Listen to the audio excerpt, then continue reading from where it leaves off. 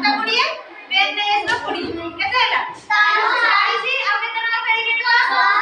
100 very good କହିଲ କେତେଟା 100 ଟଙ୍କା ହେଲେ 5 ଟଙ୍କା ହବ 5 ଭେରି ଗୁଡ୍ ଆଉ କେତେଟା 10 ଟଙ୍କା ହେଲେ ଆମର 100 ଟଙ୍କା ହବ 60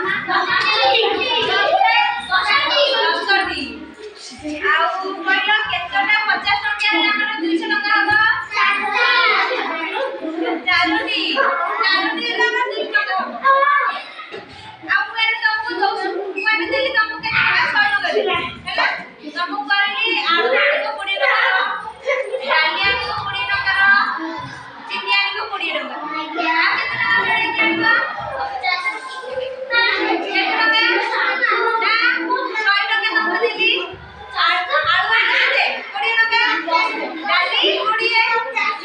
ଚିନି 20 60 ଆଉ କେତେ ଟଙ୍କା ଫେରାଇବ 40 ଟଙ୍କା ତମେ 60 ଟଙ୍କା ସବୁ ଜିନିଷ ଆଇଲା ଆଉ 40 ଟଙ୍କା ତମେ ଫେରାଇବ ଜାଣିପାରିଲ ଟଙ୍କା ଚିନି ପାଇଲ ଏଥର ଭୁଲ ଭଲ ଦୋକାନ ଗଲେ ଠିକ ଆଣିପାରିବ ଜିନିଷ ଠିକ ଅଛି ଭେରି ଗୁଡ୍